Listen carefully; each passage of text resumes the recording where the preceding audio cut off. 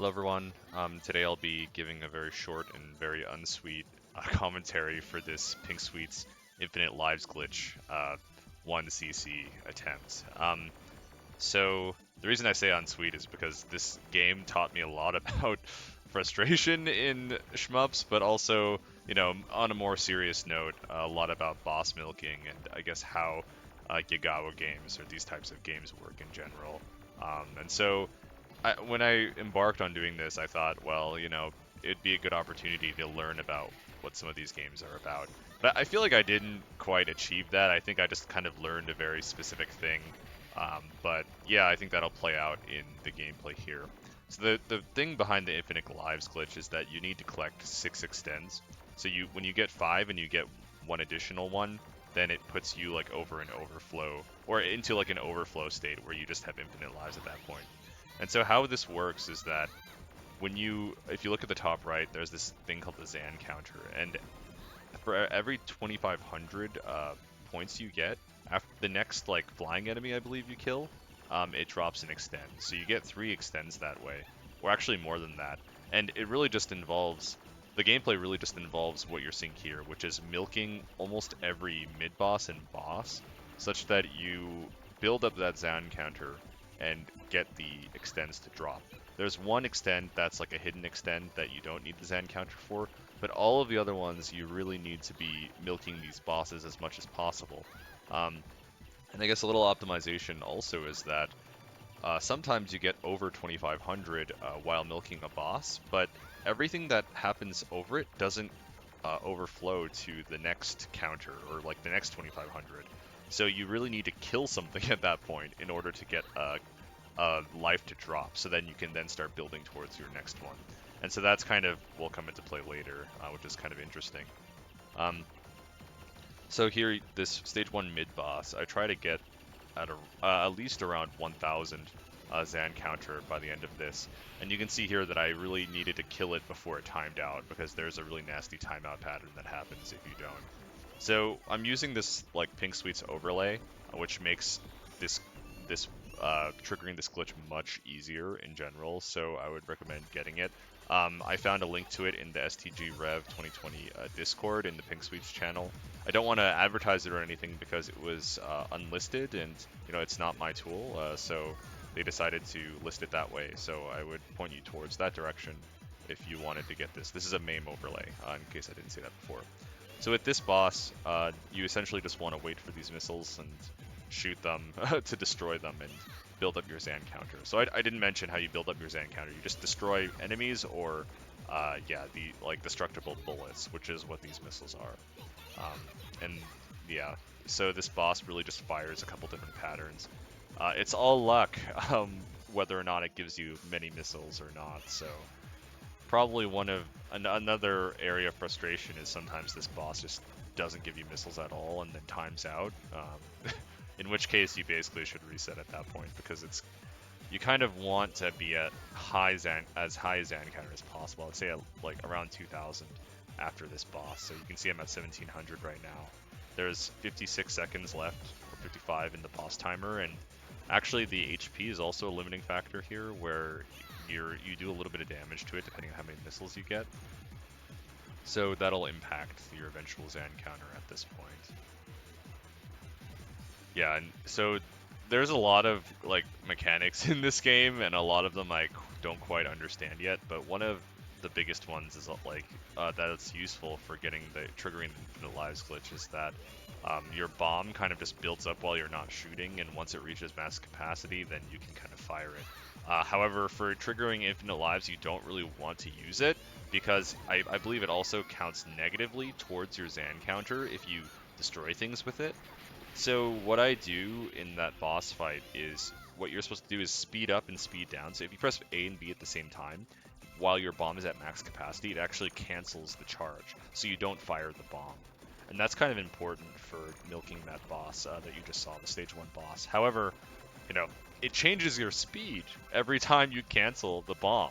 So you have to be aware of, whoa, shoot, now I'm at like max speed, or now I'm at half speed, or like the lowest speed. And it's just yet another like thing to keep track of. And I don't know, it's pretty hard to manage, and kind of funky. I never really got a good reading for it. I'm milking these missile enemies in order to get some more Zan counter. Um, but yeah, I thought I'd point that out because like the bomb canceling mechanic also changes your speed, and if you're not paying attention for 1 second, you're gonna fly around the screen and then just die. Um, Another mechanic is that your like options, like you can point them in various formations depending on like how many times you press the B button.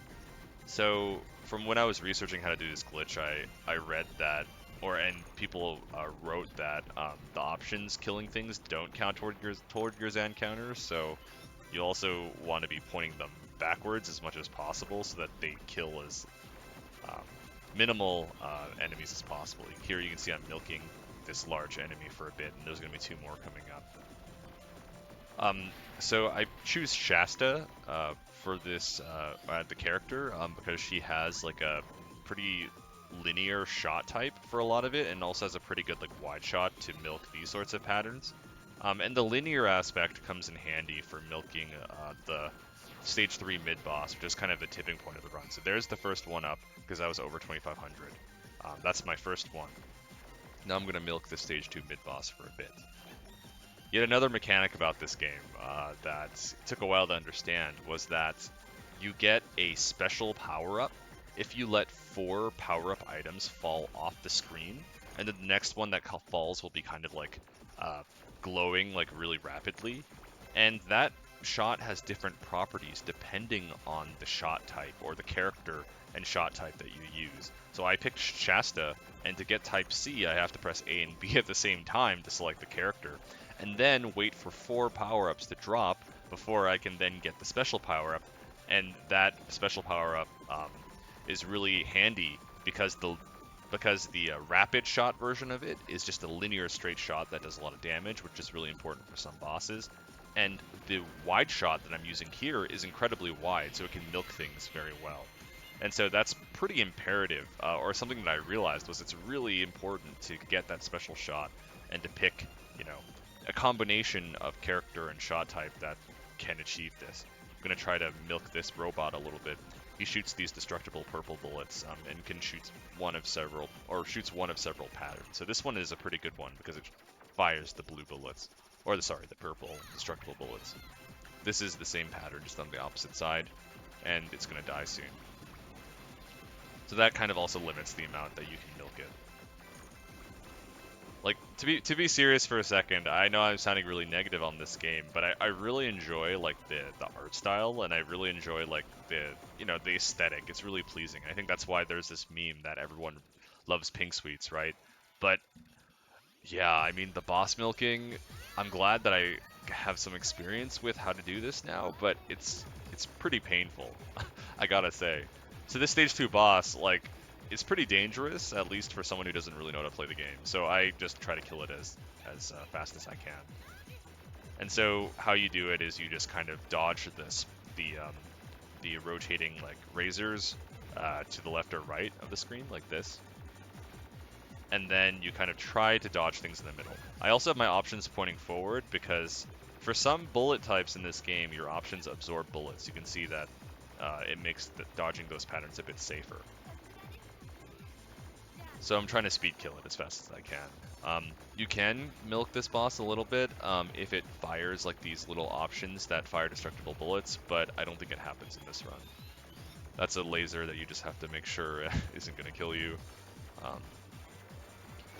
Yeah, and so killing that thing as fast as possible. And we're going to go into stage 3. So this is the last stage where I do milking, and this is the stage where you trigger the infinite lives glitch. And it involves like 2 key parts, in which I'll tell you right now, or I'll tell you as they come up. The first part of the stage is a little not very eventful. So you can see here on the bottom left of the screen in the UI, there's like a number sign and 20. So that's the auto fire rate. And from what I understand, how you can get a higher auto fire rate is you mash the shot button like at that rate. But I'm not really good at mashing, and I kind of didn't want to try super hard to get the max, which I believe is 30. So I'm at 20 here. I'm not sure if that impacts how easy it is to get high Zan counter. I assume it impacts it somewhat. But at least I've demonstrated here it's possible that you can do it with hashtag or number sign 20. Um, all the other runs I've seen of triggering this glitch were at hashtag 30, so I was kind of worried about that, but it seems to be doable. This section's a little tricky, but just make sure you misdirect. I try to be at the speed level 2 here, which is fast enough to misdirect some of those larger tanks. So coming up here, you'll see at the top left, there's a yellow tank. That drops a hidden extend if you damage it just enough that it blows off the tires and stops there, so I stop firing. And at that point, it blows up by itself and drops the extend. So now I'm at 4, and what I need now is I need to trigger 2 more extends, which I will get on the stage 5 mid boss. I'm gonna try to switch to rapid fire here, which is the linear shot, because that's how you milk this stage 3 mid boss, which is really precise. I think a lot of the time and practicing for this, like all the routing and choreography to trigger this glitch, is basically on this boss. And it's coming up right here. Thankfully, I got the rapid drop there. It's on a cycle rotation, as you can see in like the next drop GUI icon, but yeah, it's still kind of, sometimes it doesn't happen. So I'm first starting to kill the turrets on the right-hand side. I really want to kill the outer turrets, and then I'm going to move to the left side, and I'm going to do the same thing. So this boss fires lasers 6 times. The last one is like a protracted laser fire, and then it shoots this homing blade pattern, which is really annoying to deal with. How I dodge it is I always count to 12, and at the 12th, at the count of 12, it'll stop firing those, purple blades. So now I'm pointing my options back, and I'm milking the large amounts of destructible bullets. The reason why I killed all of the other turrets is because if you leave, or the boss shoots more destructible bullets when there are less turrets. Now I'm at 2500, I'm going to destroy this last pod. That'll drop the hidden extend, or the score extend. And then now I'm going to milk as much as I can to get 2500 and then kill the boss before it times out. So this is its 3rd cycle. It does 4 cycles of this attack total, and then it does a really nasty timeout pattern that I'll die to. So I'm trying to damage the boss as much as I can while still building up to 2500 so that I can kill it immediately after. And once I get to 2500, the run's basically over. So here I'm at 2500, I'm going to kill it. It's at 1 HP. Got it. Now I'm going to absorb the, this pattern that it shoots out as a revenge or whatever. And then these enemies I kill will drop the last extend. So you can see I'm at 5. I'm going to trigger the overflow, and now I'm at 2 lives. But now I have infinite lives, basically. And yeah, I would strongly encourage you to not continue watching the rest of the run, just because it's really... It was literally my first time playing through the rest of the game, and I was kind of shocked and also a little bit horrified that it's 7 stages and they're all super, like, I don't know, super hard. Like, I can't even begin to imagine how many hours it would take to be able to clear this game. I don't believe it's been done very frequently or by too many people. And I've heard, like, clearing this entire game to be like compared to some of the most difficult cave like challenges you can do, like an ultra mode or a 2-all.